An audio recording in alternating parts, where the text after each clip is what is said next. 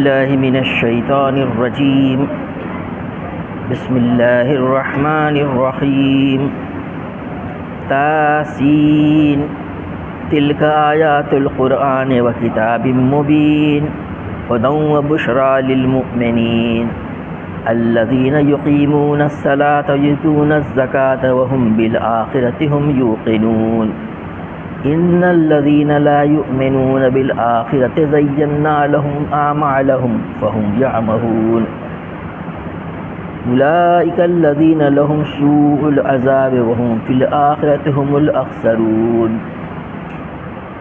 وإنک لتلقی القرآن من لدن حکیم علیم صدق اللہ العظیم۔ آج ایک نئی صورت شروع ہوئی ہے، سورہ النمل۔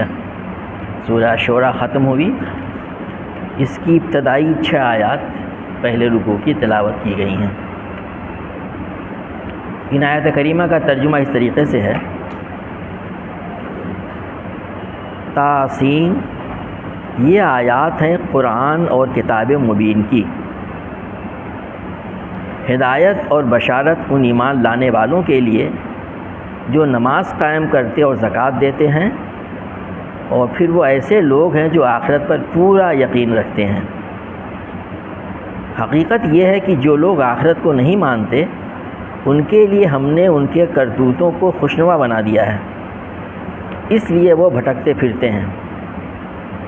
یہ وہ لوگ ہیں جن کے لیے بری سزا ہے اور آخرت میں یہی سب سے زیادہ خسارے میں رہنے والے ہیں۔ اور اے نبی صلی اللہ علیہ وسلم، بلا شبہ تم پر یہ قرآن، بلا شبہ تم یہ قرآن ایک حکیم و علیم ہستی کی طرف سے پا رہے ہو، یا تم کو عطا کیا جا رہا ہے، یہ ترجمہ بھی ہو سکتا ہے۔ النمل اس کا نام ہے، اور نمل کہتے ہیں چینٹی کو، اینٹ۔ قرآن پاک میں یہ سورہ النمل جو ہے سورہ شعراء اور اس کے بعد النمل کے بعد سورہ القصص ہے۔ یہ تینوں صورتیں دور متوسط کی ہیں، اور تینوں کے مضامین میں بھی کافی مشابہت ہے۔ تینوں صورتوں کا آغاز بھی تقریباً ایک ہی طریقے سے ہے۔ مثلاً اس کے پہلے سورہ شعراء گزری، اس کا آغاز تھا تاسیم میم تلک آیات الکتاب المبین۔ یہاں شروع ہوا ہے تاسیم تلک آیات القرآن و کتاب مبین، اور سورہ قصص جو اس کے بعد آنے والی ہے تاسیم میم تلک آیات الکتاب المبین، تقریباً ایک ہی مضمون، یہاں پہ اس پہ قرآن کا اضافہ ہے۔ ایک سوال ذہنوں میں آ سکتا ہے کہ یہ قرآن میں یہ نام اس قسم کے ہیں۔ اب جیسے یہی سی کا نام النمل مانے چینٹی ہوتا ہے، اینٹ۔ ایک صورت النحل کے نام سے بھی ہے، شہد کی مکھی۔ ایک صورت العنکبوت ہے، اب مکڑی جسے کہتے ہیں۔ تو مکے کے قریش جو ہیں وہ اس پہ اعتراض اٹھاتے تھے، وہ کہتے تھے کہ یہ قرآن اللہ کا کلام ہے، تو یہ چھوٹی چھوٹی چیزوں کی مثال کیوں دی جاتی ہے، اس میں اس کا نام رکھے جاتے ہیں۔ یہ بتا دیا جائے کہ یہ النمل جو ہے یہ اسی صورت کے جو ہے آیت سے ماخوذ ہے، جو اس میں آیت نمبر 14 غالباً ہے، جس میں کہ النمل آیا ہے اور النملہ بھی آیا ہے، اور نمل سورہ آیت نمبر 18 میں ہے۔ یہ علی وادی النمل ایک مرتبہ آیا ہے، قالت نملۃ یا ایھا النمل، تو یہاں سے لیا گیا ہے۔ اس سلسلے میں قرآن پاک میں اللہ تبارک و تعالیٰ نے ارشاد فرمایا، سورہ بقرہ میں ہے، ان اللہ لا یستحیی ان یضرب مثلا ما بعودۃ فما فوقها فاما الذین آمنوا فیعلمون انہ الحق من ربہم واما الذین کفروا فیقولون ماذا اراد اللہ۔ اس کے بعد سے پوری آیت ہے، اس کا ترجمہ یہ ہے، ہاں اللہ اس سے ہرگز نہیں شرماتا کہ مچھر یا اس سے بھی حقیر تر کسی چیز کی تمثیلیں دے۔ جو لوگ حق بات کو قبول کرنے والے ہیں وہ انہی تمثیلوں کو دیکھ کر جان لیتے ہیں کہ یہ حق ہے جو ان کے رب ہی کی طرف سے آیا ہے، اور جو ماننے والے نہیں ہیں وہ انہیں سن کر کہنے لگتے ہیں ایسی تمثیلوں سے اللہ کا کیا سروکار؟ اس طرح اللہ ایک ہی بات سے بہتوں کو گمراہی میں مبتلا کر دیتا ہے اور بہتوں کو راہ راست دکھاتا ہے، اور وہ گمراہی میں انہیں متبع کرتا ہے جو فاسق ہیں۔ تو یہاں پہ اللہ تعالیٰ نے یہ جواب دیا۔ آپ سب جانتے ہیں کہ چینٹی کے اوپر کافی لکھا گیا ہے ماضی میں، اور ابھی بھی لکھا جاتا ہے، بڑے بڑے مضامین ہوتے ہیں کہ ان کی جو کالونی ہوتی ہے وہ کتنی زیادہ جو ویل آرگنائزڈ ہوتی ہے۔ اور آج کے زمانے میں جہاں ہم سسٹینیبل ڈیولپمنٹ گروتھ کی بات کرتے ہیں اور پروسیس آپٹیمائزیشن اور پروجیکٹ مینجمنٹ کی بات کرتے ہیں، اس میں ان ماڈلز کا استعمال کیا جاتا ہے۔ چنانچہ جدید زمانے میں جہاں سائنس اور کمپیوٹر سائنس اور الگورتھم کافی ترقی کر گئی ہے، ان کے نام سے بڑے بڑے ماڈل ہیں۔ مثال کے طور پہ اینڈ کالونی آپٹیمائزیشن الگورتھم، اس کے اوپر پوری جو ہے یعنی آپٹیمائزیشن اور ایک انجینئرنگ ہے جو خاص طور سے ہمارے برانچ میں اس کا کافی استعمال ہوتا ہے۔ اسی طریقے سے ماسکیٹو فلائنگ آپٹیمائزیشن، مچھروں کے اوپر میرے ایک شاگرد نے اس پہ ریسرچ بھی کی تھی، آج کل کینیڈا میں ہے وہ، مچھروں کے کس طرح سے مچھردانی میں گھسنے کی کوشش کرتے ہیں اس کے اوپر انہوں نے اسٹڈی کیا ہوا ہے، اور اس پہ پورا ماڈل موجود ہے۔ اللہ تعالیٰ نے مچھروں کی مثال قرآن میں دیا ہے۔ ہنی بی آپٹیمائزیشن کے نام سے HBO ماڈل ہے، یہ بہت زیادہ ڈیولپ کیا ہوا ہے۔ یہ اسپائڈر کے نام سے، اور چاروں نام جو لیے گئے ہیں سب قرآن میں آئے ہیں۔ اسپائڈر منکی آپٹیمائزیشن، تو اللہ تعالیٰ کہتا ہے ہاں اللہ تعالیٰ اسے نہیں شرماتا، جو لوگوں کو قبول کرنے والے اسی کو دیکھ کے سمجھ جاتے ہیں اللہ کی طرف سے ہی ہے۔ اتنا یہاں کہنا کافی ہے۔ تو یہ ہے اس صورت، اور آگے آپ دیکھیں گے آیت نمبر 18 میں جب دوسرے رکوع میں بات آئے گی کہ چینٹیوں سے کیا سبق لیا گیا ہے، اس پہ زبردست تفسیر لوگوں نے اس کی بیان کیا ہے ان آیتوں کے تعلق سے۔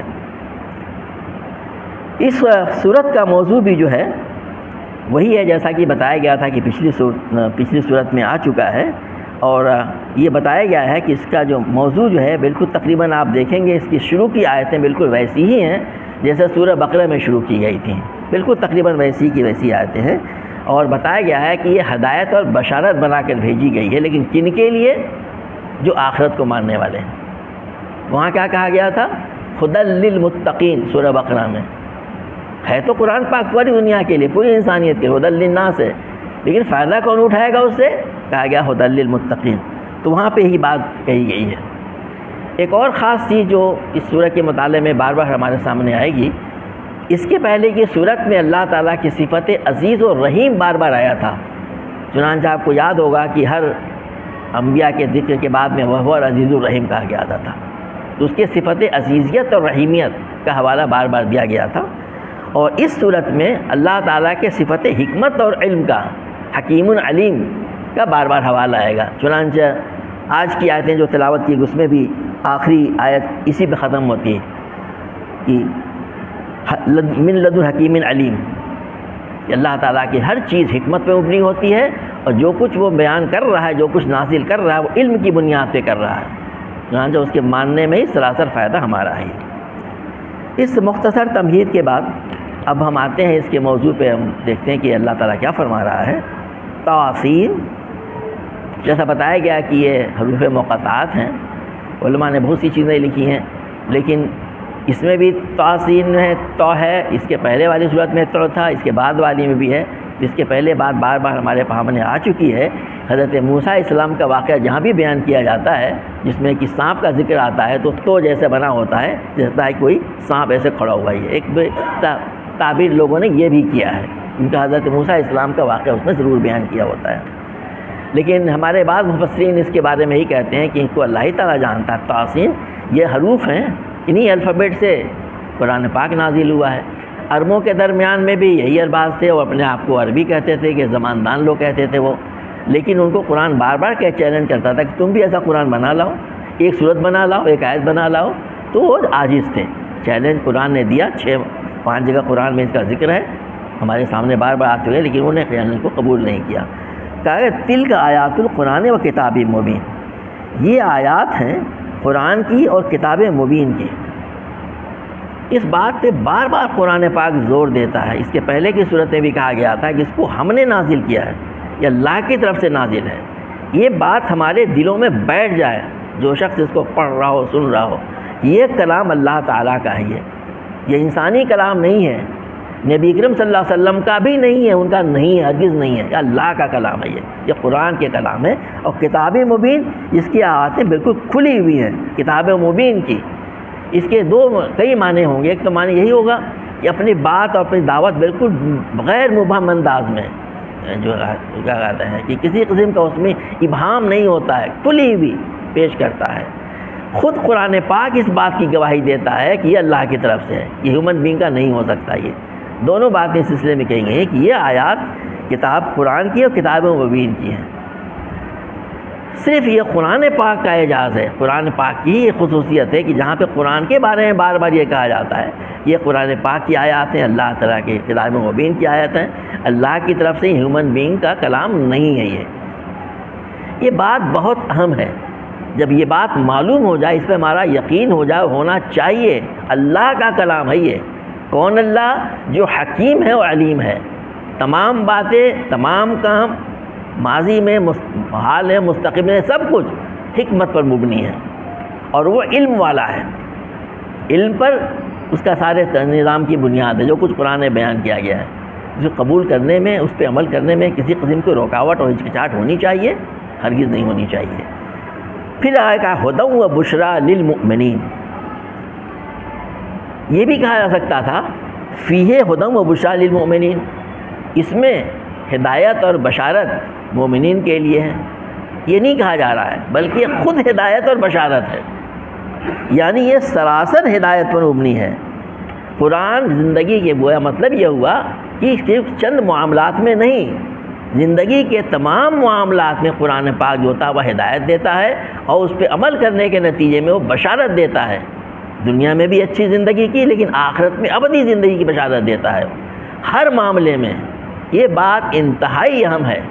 یہ ہدی و بشریٰ للمؤمنین یعنی مومنین کے لیے ہدایت و بشارت زندگی کے تمام معاملات میں، زندگی کا کوئی گوشہ پیدائش سے لے کر موت تک اس سے چھوٹا ہوا نہیں ہے۔ یہ محض مسجد کے چہار دیواری میں، نکاح طلاق میں نہیں، تمام معاملات میں ہدی و بشریٰ للمؤمنین کہا جا رہا ہے۔ اس کی بشارت دیتا ہے، ہدایت کرتا ہے، اور اس کے لیے خوشخبریاں سناتا ہے۔ یہ بات ہمارے فضل بہت عمدہ لکھی ہے کہ اس میں ہدایت اور بشارت مومنین کے لیے کہنے میں یہ کیوں کہا گیا ہے؟ سب کے لیے ہونا چاہیے۔ تو کہا یہ جا رہا ہے کہ کوئی قرآن پاک کوئی نظریاتی کتاب نہیں ہے، اب بازار سے کوئی کتاب لائیے، کوئی آدمی پڑھ لے اور کچھ چیزیں عمل کر سکتا ہے، اس کے اندر میں پریکٹیکل کر لے اس کا عمل، اس کو نہیں، بلکہ قرآن پاک کے میں کہا جا رہا ہے کہ سب سے پہلے دل کو خطاب کرتی ہے۔ دل میں منور ہونا چاہیے، جب تک دل سے منور نہیں ہوگا، دل میں بات نہیں اترے گی، تب تک وہ نتائج برآمد نہیں ہوں گے جس کے لیے کہا گیا ہے کہ وہ ہدایت اور بشارت مومنین کے لیے وہ۔ چنانچہ آپ جانتے ہیں کتنے لوگ پڑھتے ہیں، کتنے بڑے بڑے علامہ اور پروفیسر گزرے دوسرے عیسائیوں میں، یہودیوں میں، دوسرے تمام لوگوں میں، بڑے بڑے اسکالرس ہیں ویسٹرن کنٹریز میں، ڈپارٹمنٹ آف اسلامک اسٹڈیز انہی نے قائم کیا ہوا ہے۔ ویسٹرن اسٹڈیز کون یہ لوگ؟ سارے کے سارے میں ہدایت کسی کو مل جا رہی ہے، وہ اس سے خالی ہوتا ہے دلوں۔ تو کہا گیا کہ مومنین کے لیے ہدایت و بشارت ہے، جو جب ان کی زندگی جو ہوتی ہے اس سے جب منور ہوتی ہے تو اس کا وہ اس کی ہر چیز کو محسوس کرتے ہیں، وہ ہر چیز پر عمل کرنے میں ان کو خوشی ہوتی ہے، اسے اکراہ نہیں سمجھتے ہیں کسی چیز کے بارے میں، جو حکم آئے گا سرافوں پہ خوشی اس کے لیے محسوس کرتے ہیں۔ اور یہ کسی اور سے شخص کو نہیں حاصل ہو سکتی جس کا دل اس ایمان سے خالی ہو۔ تو بار بار قرآن میں جو بات کہا گیا ہے تاکہ ہمارے دل جو اس کو سنیں اس چیز پہ یقین کامل ہو جائے، اللہ کی طرف سے وہ حکیم و علیم ہے یہ، اور ایسے لوگ جو اس کو مان لیں اللہ کی طرف سے ہی ہے۔ اور کون اللہ ہے یہ اس کے بارے میں ہمیں اچھی طرح سے سمجھنا چاہیے کہ ایمان جب بات کہی جاتی ہے تو ایمان کے معنی کیا ہوتے ہیں؟ کہا گیا ہدی و بشریٰ للمؤمنین، کیا ہے ایمان؟ اس بات پر یقین کہ اللہ ایک ہے اور وہی عبادت و بندگی کا مستحق ہے، پکا یقین ہو۔ اس بات پر یقین ہونا چاہیے کہ اللہ تعالیٰ ہی ہمارا خالق ہے، رازق ہے، مالک ہے، ہمارا رب ہے، پالنہار ہے، پورا یقین ہو۔ اس بات پر یقین ہو کہ آخرت واقع ہوگی، دنیا نہ ہمیشہ سے تھی نہ ہمیشہ رہے گی، ایک دن یہ ختم ہوگی، اور پھر آخرت میں آدمی انسان اپنے عمل کے لحاظ سے جزا یا سزا کا مستحق ہوگا۔ یہ بنیادی عقیدہ اس سے ساتھ جڑا، اسی لیے اس میں اس کی طرف توجہ دلائی گئی، دو مرتبہ کہا گیا ہے، ابھی اس کے بارے میں ہم لوگ گفتگو کرتے ہیں اس بات پر ہمیں یقین پوری طریقے سے ہو کہ اللہ تعالیٰ تمام قوت و تدبیر کا مالک ہے. جو چیز وہ ارادہ کرے کرنا چاہے وہ کر لے گا, کوئی اس کو روک نہیں سکتا. اور اللہ کا ارادہ, اس کی تدبیر اس کی حق میں نہیں ہے تو آپ دنیا کی تمام تدبیریں کر لیں, آپ کر نہیں سکتے. یہ تمام کی تمام چیزیں اس ایمان میں شامل ہیں جو ایک مومن کے اندر جاگزی ہونا چاہیے. جب یہ قلب میں آدمی کو اتر جاتا ہے تو اس کی زندگی تبدیل ہو جاتی ہے, انقلاب برپا ہو جاتا ہے, تبدیلی آ جاتی ہے. حضرت عمر رضی اللہ عنہ کا واقعہ آپ کے سامنے ہے. عرب تھے, اسی جگہ سنتے تھے, 6 سال سے قرآن سن رہے تھے. کتنی مرتبہ سنا ہوگا انہوں نے, لیکن ایک مرتبہ وہی ایک غلط ارادے سے نکلی اور اسی قرآن کو سن کر کے غالباً سورۃ طٰہٰ کی تلاوت ہو رہی تھی اور دل پہ اثر کر گئی. یہ ہے قرآن پاک اور یہ ہوتے ہیں مومن, مومن کا دل. اسی طرف توجہ دلائی گئی. یہاں پہ کہا گیا ایسے لوگوں کے بارے میں کہا جائے کہ ہوتے کیا ہیں, یہ مومنین کیسے ہوتے ہیں. کہا کہ الذین یقیمون الصلاۃ ویؤتون الزکوٰۃ وہم بالآخرۃ ہم یوقنون. ایک آیت میں پورا خلاصہ آ گیا ایمان کا, ایمان کے نتیجے میں ہوتا کیا ہے. تو کہا جا رہا ہے کہ سب سے پہلے جو ہوتی ہے اس کے اندر وہ نماز قائم کرتے ہیں. یہ نماز کا قائم کرنا کیا ہے؟ یقیمون الصلاۃ ہے, نماز پڑھتے نہیں ہیں, اونے پونے نہیں پڑھ لیتے ہیں. پورے جس طرح سے اس کا حق ہے نماز پڑھنے کا, اس کے ساتھ کھڑے ہوتے ہیں. ان کا دل بیدار ہوتا ہے. جب کھڑے ہوتے ہیں تو ان کو محسوس ہوتا ہے کہ ہم اللہ تبارک و تعالیٰ کے سامنے کھڑے ہیں, اللہ ذوالجلال والاکرام کے سامنے ہم کھڑے ہیں. وہ ہیبت ان کے اندر طاری ہو. جو کچھ پڑھا جا رہا ہے جب اس کو سنتے ہیں, اللہ کا کلام ہے, کچھ چیزیں کہی جاتی ہیں اس کو کرنا ہے تمہیں, ان کے دل درزتے ہیں ہم نہیں جو کریں گے. کچھ چیزوں سے منع کیا جاتا ہے, ان کا دل اس پہ بیدار ہوتا ہے کہ ہاں اسے ہم کبھی نہیں کریں گے, اللہ کا حکم آ رہا ہے اس میں. کچھ چیزوں پہ یقین کی بات کی جاتی ہے, کچھ واقعات بیان کیے جاتے ہیں. تو جب دل بیدار کے ساتھ وہ نماز میں کھڑے ہوتے ہیں تو وہ نماز کا قائم کرنا ہوتا ہے. تو وہ جسمانی طور سے یا اندرونی طور سے بھی بیدار ہوتے ہیں اور اس کے جو پوری شرائط ہوتی ہیں اس بھی پورا کرتے ہیں. کہا کہ سب سے پہلا ان کا مظاہرہ جو ہوتا ہے ایمان کا وہ اقامت صلاۃ سے ہوتا ہے. اس کے بعد سے دوسرا کہا گیا ویؤتون الزکوٰۃ, اور زکوٰۃ دیتے ہیں. یعنی جو مال کی محبت جو دنیا کی تمام برائیوں کی جڑ ہوتی ہے, بخل اور حرص, اس طرح کی گندگی سے ان کے دل پاک ہوتے ہیں. مال کا پیسہ نکالنے سے ان کے اندر میں جو بخل کے اور حرص کی جو گندگی ہوتی ہے اس سے ان کا دل پاک ہوتا ہے. اور اس کے نتیجے میں پھر مال جاتا کہاں ہے؟ اللہ تعالیٰ کے بندگان خدا تک پہنچتا ہے. وہ بھئی آدمی زکوٰۃ دے تو خرچ ہوتا ہے نا, کس پہ خرچ ہوتا ہے؟ اس کے مستقل کی ایک لسٹ بنائی گئی ہے, فرض سبھی معلوم ہوتے ہیں. تو ان کے اندر جو ہوتا ہے وہ انسانیت کے لیے جو ہوتا ہے ہمدردی کا جذبہ پیدا ہوتا ہے. ایک طرح سے حقوق اللہ ادا کرتے ہیں نماز کے ذریعے سے, اقامت صلاۃ, اور یؤتون الزکوٰۃ حقوق العباد ادا کرتے ہیں. انہی دونوں کا استوار جو ہے استوار ہو جائے ہمارا معاملہ تو جب ایمان ہے. اور یہ جو ہے صرف نماز نہیں ہے, اقامت صلاۃ میں تمام چیزیں آ جاتی ہیں اللہ کے حق کو ادا کرنے والا. اور جب یہ کہا جاتا ہے یؤتون الزکوٰۃ تو یہ سمبولک ہے ایک طریقے سے, یعنی دینے میں, مال کا ایک حصہ نکالنے میں, کیونکہ ان کی زندگی کے تمام معاملات میں وہ اللہ کے بندوں کے حقوق کو ادا کرتے ہیں. پوری فہرست قرآن و حدیث میں ہمارے موجود ہے. اور پھر کہا جا رہا ہے وہم بالآخرۃ ہم یوقنون. یہ الفاظ پہ غور کریں, اور یہ وہی لوگ ہیں جو ایمان آخرت پر پکا یقین رکھتے ہیں. آخرت پر پکے یقین کے بغیر دنیا میں انسان کے اندر جو ہوتا ہے کوئی اچھائی پیدا ہو ہی نہیں سکتی. ہمیشہ ان کو اس بات کا احساس رہتا ہے ہمیں اللہ تعالیٰ کے آگے جواب دہ ہونا ہے. وہ خواہشات کے غلام نہیں بن جاتے ہیں کہ بے لگام زندگی گزر رہی ہے. ہم دیکھتے ہیں آدمی جو ہوتا ہے وہ کچھ عبادات بھی کرتا ہے, لیکن اس کے باہر جانے کے بعد میں ایسا محسوس ہی نہیں ہوتا کہ اللہ اس کے رسول صلی اللہ علیہ وسلم نے کوئی حکم ہدایت جو ہوتی ہے ان معاملات میں بھی دیا ہوا ہے. مسجد میں ہم کتنی دیر رہتے ہیں؟ 20 minutes 30 minutes a day, at the most 1 hour, at the most time سے میں کہہ رہا ہوں. باقی زندگی کے معاملات میں ہمارا کیا رویہ ہوتا ہے؟ تو وہ جو آخرت پہ پکا یقین رکھنے والے ہوتے ہیں ان کی زندگی اس احساس سے ہمیشہ بھری ہوتی ہے ہر وقت. اس کے بارے میں اکثر ہم لوگ کہا کرتے ہیں کہ تم سی ٹی وی کے سروائلنس میں ہو.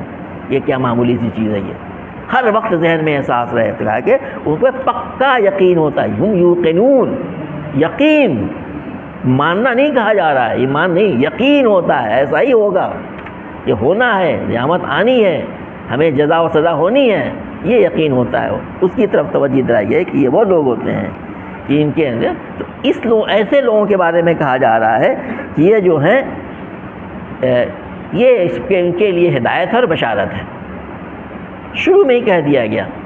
اس کے بعد ہم دیکھیں گے اس میں 3 طرح کے کردار بیان کیے گئے ہیں۔ اسے بتایا ہم نے کہ قرآن تو ایسا ہے، حضرت موسیٰ اسلام کا واقعہ بیان کیا فرعون کے تعلق سے، قوم سمود کا واقعہ بیان کیا گیا ہے، قوم لوط کا واقعہ بیان کیا گیا کہ ان لوگوں نے کیا کچھ انبیاء کے دعوت پہ کیا ان کا رد عمل رہا تھا کفر کا۔ دوسرا دکھایا کہ حضرت سلیمان علیہ السلام، کتنی بڑی اللہ نے بادشاہت دی تھی، قرآن کہتا ہے اتنی بڑی بادشاہ میں کسی کو نہیں دی، لیکن وہ شکور تھے، شکر کرنے والے تھے، وہ ہمیشہ شکریہ ادا کرتے رہتے تھے۔ وہ کہیں دیکھو یہ کردار ہے، وہ اللہ نے کتنا دنیا کو نوازا تھا ان کو، لیکن ہر وقت شکر کے لیے آگے جھکے رہتے تھے اللہ کے آگے وہ۔ اور تیسرا کردار دکھایا گیا ہے ملکہ سبا کا، وہ اس میں آئے گا آپ کے سامنے۔ ایک مشرک قوم سے تھی، وہ دنیا کی بہت بڑی بادشاہت کی مالک تھے، عرب کے جنوب میں، عرب تھی وہ، بتاتے ہیں لوگ ہمارے مفسرین کہنے کے لیے، مشرک قوم میں تھی، لیکن جب اس کے سامنے حق آیا اس نے قبول کر لیا۔ ایک رویہ یہ ہوتا ہے، تو کہا ہے کہ ہے تو ہدایت و بشارت مومنین کے لیے ہے، لیکن یہ طریقے اس کے اندر اس قسم کے رویے ہو سکتے ہیں۔ اسی طرف آگے انشاءاللہ اپنے موقع پر اس کی بات آئے گی۔ اب آگے کہا جا رہا ہے کہ آخرت کی فکر نہ ہو، آخرت کا خوف نہ ہو تو کیا ہوگا؟ کہا جا رہا ہے ان الذین لا یؤمنون بالآخرۃ زینا لہم اعمالہم فہم یامہون۔ حقیقت یہ ہے کہ جو لوگ آخرت کو نہیں مانتے ان کے لیے ہم نے ان کے کرتوتوں کو خوشنما بنا دیا ہے، اس لیے وہ بھٹکتے پھرتے ہیں۔ یہ ہے بنیادی چیز بتائی گئی بالکل شروع میں۔ آخرت پہ یقین نہ ہونا، اس کے لیے کہا جا رہا ہے کہ ان کو جو دنیا کی زندگی ہوتی ہے خوشنما بنا دی جاتی ہے، دنیا کی دھڑک بھڑک اس کے لیے بالکل جیسے شترے بے مہار، چھلے ہوئے، کوئی خیال نہیں کبھی، یہ دل میں آتا ہی نہیں ہے، اور کوئی ان کو یاد دلا دے تو ناراض بھی ہو جائیں گے۔ بات ان کی نہیں کہی جا رہی ہے اس وقت، جو مانتے ہی نہیں ہیں قرآن حدیث کو، وہ لوگ بھی ہیں، ارے صاحب پرانے زمانے کی بات نہیں، سوسائٹی میں ہی چلتا ہے وغیرہ وغیرہ۔ کہا جا رہا ہے کہ جو آخرت پہ یقین رکھتے ہیں ان کو دنیا کے اعمال جو ہیں ان کے کرتوتوں کو خوشنما بنا دیا اللہ تعالیٰ نے۔ تو یہ آخرت کا یقین جو ہوتا ہے انتہائی ضروری ہے، کرکس ہے، بالکل بنیاد ہے، وہ بیس ہے۔ تو کہا جا رہا ہے اس لیے بھٹکتے پھرتے ہیں۔ تو بھٹکنے پھرنے کی وجہ دنیا میں انسان کی جو ہوتی ہے وہ صرف ہوتی ہے آخرت کے فکر کی کمی، آخرت کا خوف نہ ہونا۔ اس لیے ہم سب لوگوں کو ہمیں اپنے کو مخاطب ہوں، آخرت کی فکر جو ہے وہ تمام چیزیں، قرآن کی تلاوت اور چیزوں کو یاد کرنا، ان آیات کو یاد کرنا، اور ہمیشہ اس لیے ہماری جو دعائیں بھی سکھائی گئی ہیں جس کا بار بار یہاں ذکر آ چکا ہے، اس میں ہر دعا میں آپ کو آخرت کی طرف توجہ دلائی گئی ہے۔ کھانا کھا رہے ہیں تو، سواری پہ چڑھ رہے ہیں تو، کوئی کام کر رہے ہیں تو آخرت میں اللہ سے ملنا ہے۔ پھر وہ آئے گا کہ اس کا انجام کیا ہونا چاہیے؟ اولئک الذین لہم سوء العذاب وہم فی الآخرۃ هم الاخسرون۔ یہ وہ لوگ ہیں جن کے لیے بری سزا ہے۔ قرآن پاک یہی بتاتا ہے، بشیر اور نذیر، بشارت دیتا ہے اور انذار کرتا ہے۔ بشارت کن لوگوں کے لیے؟ مومنین کے لیے، مان جاؤ آخرت کو، اور یہ جو یقین کی بات ابھی کی ایمان کی، اس پر ایمان لاؤ جیسا اس پہ ایمان لانا چاہیے، تو دنیا میں بشارت، آخرت کی بشارت ہمیشہ کے لیے۔ اور جو نہیں کرے تو کہا جا رہا ہے بے شک جو لوگ آخرت، جو یہی وہ لوگ ہیں جن کے لیے بتایا جا رہا ہے کہ جن کے لیے بری سزا ہے، سوء العذاب۔ مفسرین لکھتے ہیں کہ یہ عذاب دنیا میں بھی آ سکتا ہے اور آتا رہا ہے۔ چنانچہ یہ مکی صورت ہے، مکہ کے دور متوسط کی، ہمارے علماء مفسرین لکھتے ہیں کہ چند سالوں کے بعد سے ہجرت ہوئی 13ویں صدی نبوی میں، اور اس کے بعد سے مدینہ منورہ جانے کے بعد سے بھی ان کفار مشرکین نے نبی صلی اللہ علیہ وسلم کو چین سے بیٹھنے نہیں دیا، مکے مدینے میں چڑھائے، غزوہ بدر ہوا، کیا انجام ہوا اس کا؟ تقریباً 70 بڑے بڑے کفار کے لیڈر مارے گئے، انکلوڈنگ ابو جہل۔ دنیا کا عذاب تھا ابھی، اور آخرت کا عذاب کے بارے میں آگے کہا جا رہا ہے وَهُمْ فِي الْآخِرَةِ هُمُ الْأَخْسَرُونَ، اور آخرت میں سب سے زیادہ خسارے میں رہنے والے یہی لوگ ہوں گے۔ ہمیشہ کا عذاب اور ہمیشہ کا خسارہ کسے کہتے ہیں؟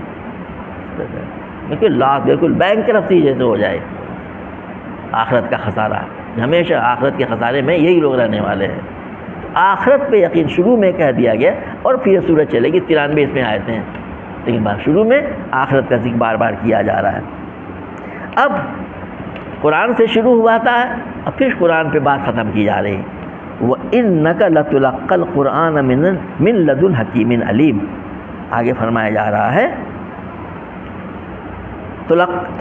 لَتُلَقَّى الْقُرْآنَ، یہاں پہ ترجمہ کیا گیا ہے پا رہے ہو، ایک ترجمہ ہو سکتا ہے عطا کیا جا رہا ہے، یعنی قرآن کے اعجاز کے بارے میں کہا جا رہا ہے کہ یہ جو ہے تم کو دیا جا رہا ہے، عطا کیا جا رہا ہے۔ یہ معمولی چیزیں، ہم کسی کو چیز گفٹ کرتے تو کیا کہتے ہیں؟ پلیز ایکسیپٹ، اسے کہتے ہیں نا، اس کی ادب کے ساتھ کیا کرتا ہے۔ تو قرآن پاک اللہ تعالیٰ نے کہا رہا ہے ہم تم کو یہ قرآن عطا کر رہے ہیں، کس کی طرف سے؟ کہا جا رہا ہے من لدن حکیم علیم، اس ذات کی طرف سے، اس حکیم و علیم۔ حکمت پہلی خصوصیت ہے کہ حکیم، وہ جو بھی فیصلہ کرتا ہے اللہ تعالیٰ، اس کا ہر کام حکمت پر مبنی ہوتا ہے۔ دنیا میں سزا بھی دیتا ہے، قوموں پہ عذاب آتا ہے، اس میں کوئی حکمت ہوتی ہے۔